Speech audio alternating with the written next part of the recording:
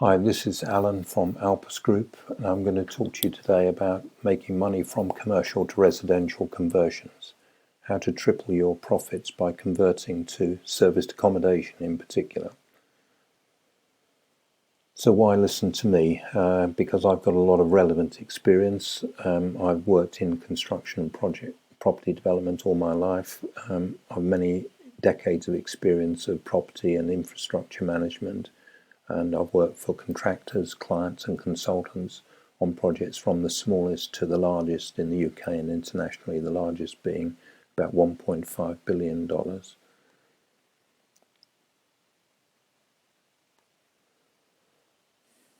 So why commercial to residential? It's because there's a surplus of commercial property in the marketplace at the moment, and the value of commercial property is based on the tenancy. So if a property is vacant, then it has little value. There's a change of buying habits affecting the high street and secondary and tertiary shopping precincts. So there's more retail and office space available, which may be suitable for conversion to residential. The recession is putting pressure on the prices of commercial property, and there's a reset in process on pricing at the moment. Residential property prices are more robust, and although they've stalled just recently, they're generally on a rising trend because of the underlying demand for accommodation and the critical housing shortage. Residential property may be financed and held for the long term, so you don't have to sell the property, you can refinance it and rent it out yourself. Or you can sell some units and hold some units. So how much money is there really to be made? Permitted development reduces the risk of planning refusal. So the structure and the envelope of the building exist, and this is a significant cost and time saving. You haven't got to build the foundations, build the walls, build the roof, enclose the building, and the services and drainage are already there. So as soon as a permitted development is ratified as meeting the criteria, you can refinance at the higher value of residential.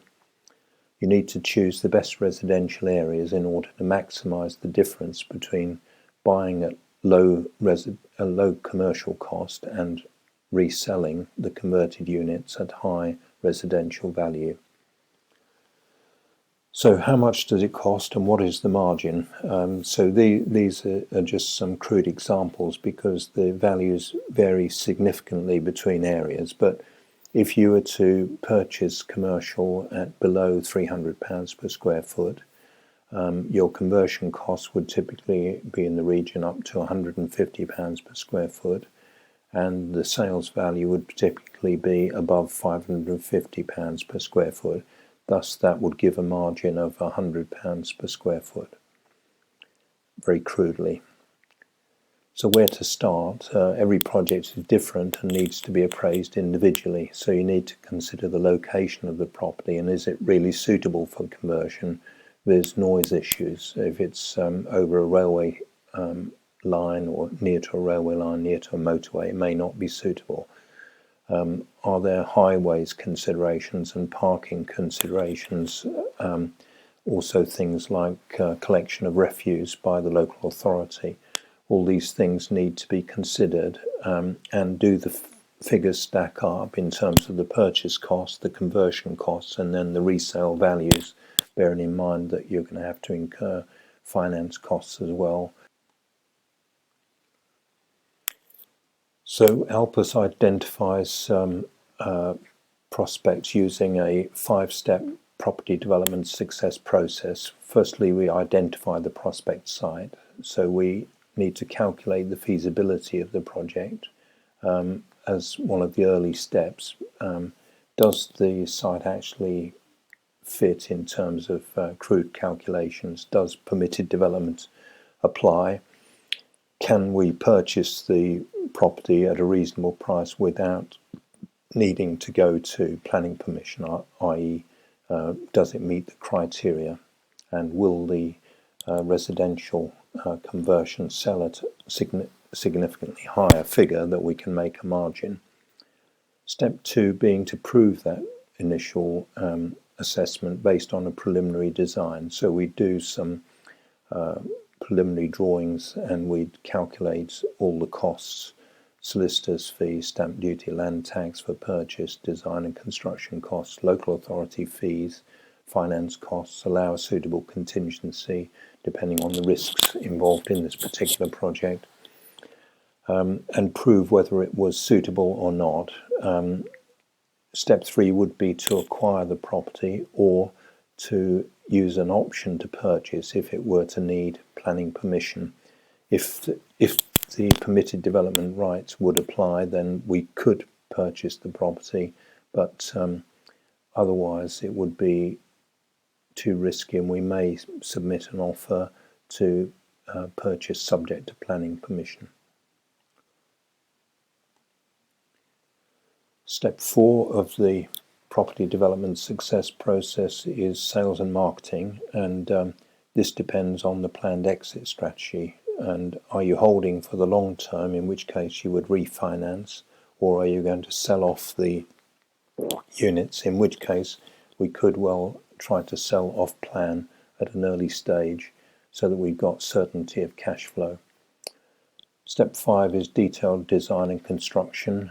This depends upon the chosen contracting strategy and whose responsibility this is. So what this means is the client preparing the design and the contractor implementing it, or are you going to engage a design and build contractor who will be responsible for all of the detailed design?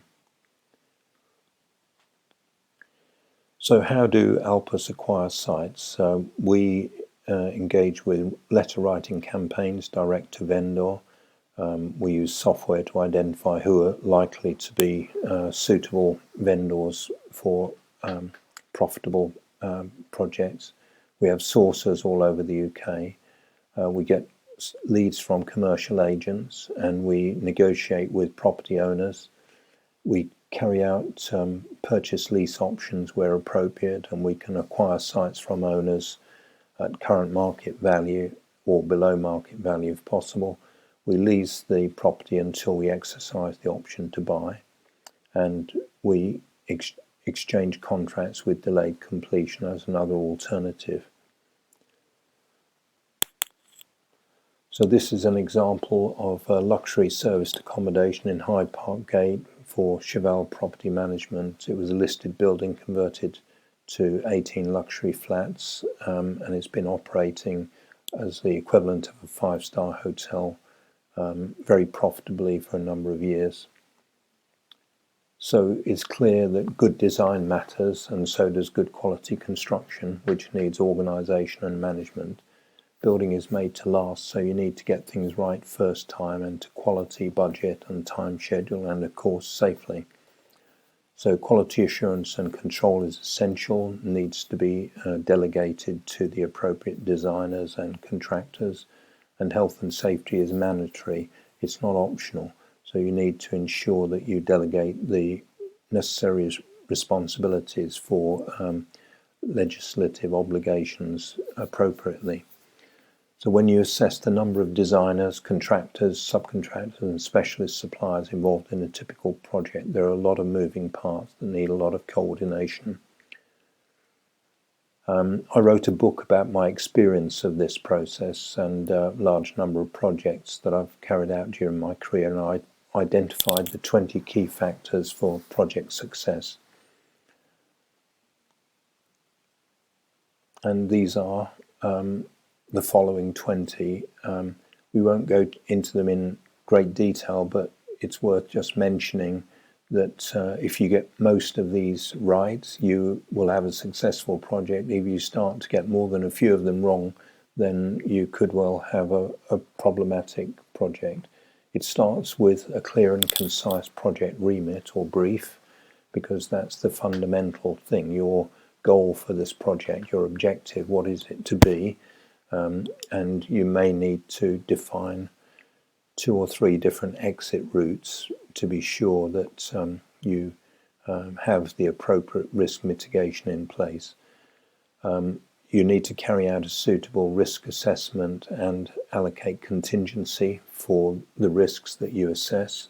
so you don't go in with insufficient contingency or wishful thinking, as I like to call it.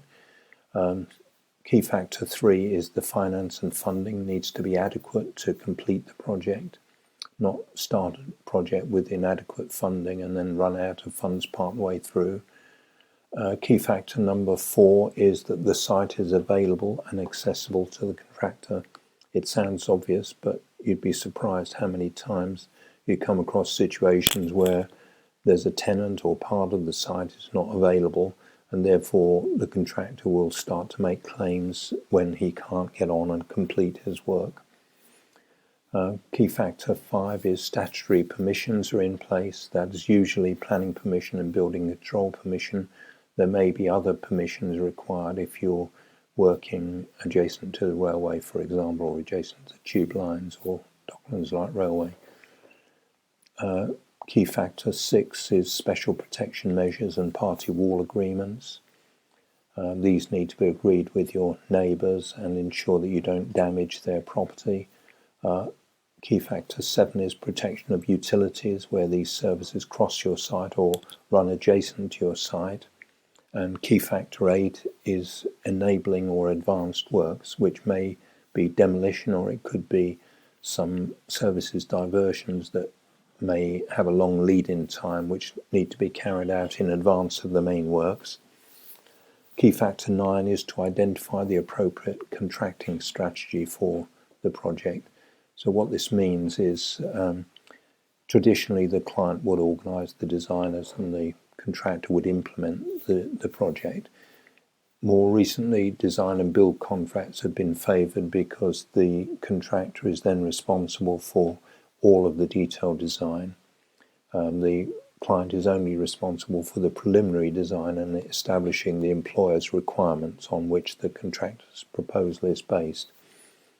A third type of arrangement is to use a construction manager and trade contractors and designers who are organised by the construction manager, but there's no main contractor. So you can save some money on this strategy because you don't employ a main contractor.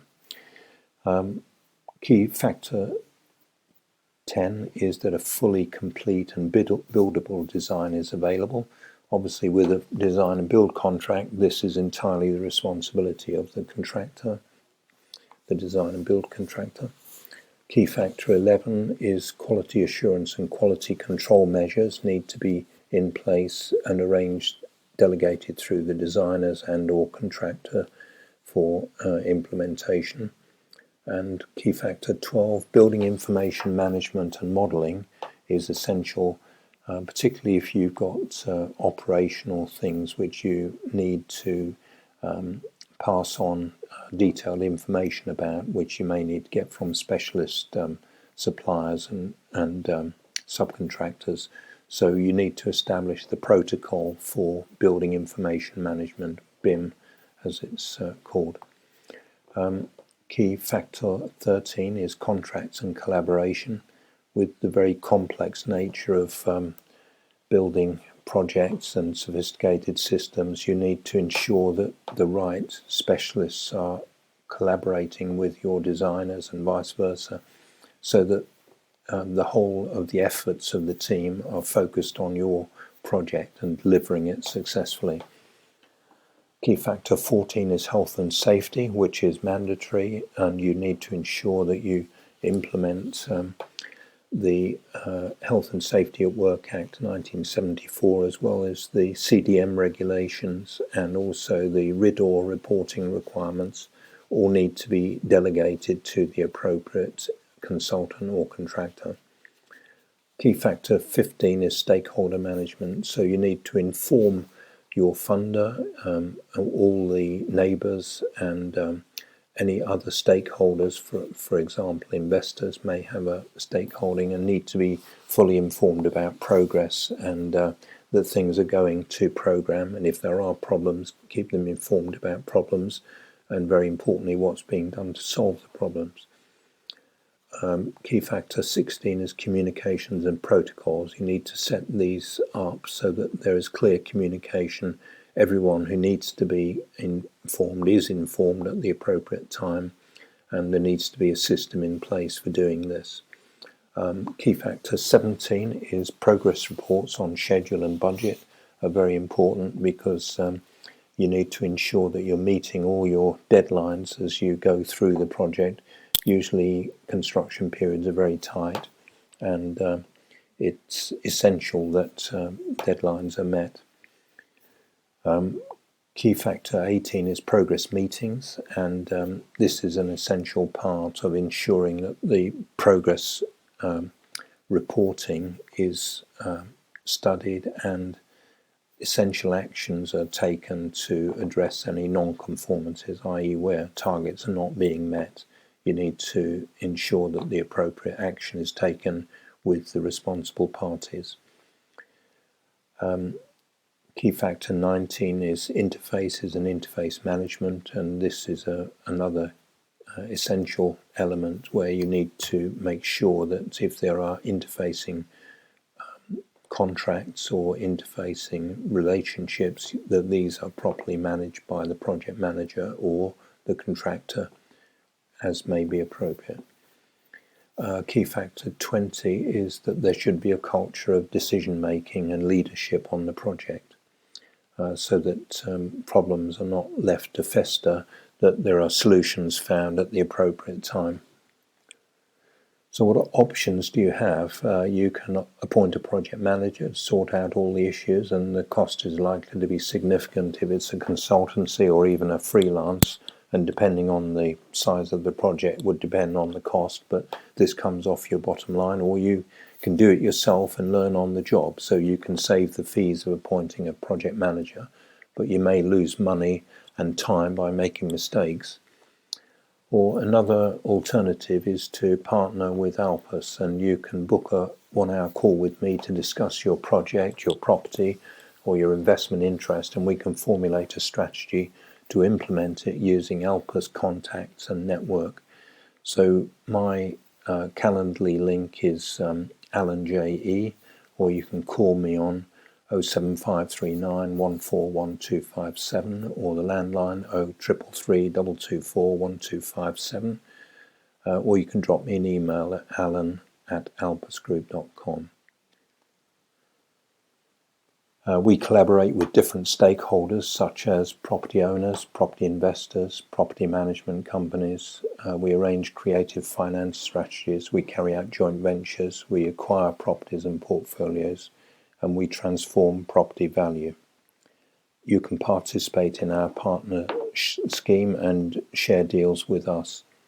We're part of the following property networks: Property Investors Network, that's Simon Zucchi; Property Entrepreneurs Network, that's Jack Dacra; Sourcing Investments for sourcing properties; Progressive Property Ventures; Cobra Club; Startup Disruptors, and our network is growing constantly.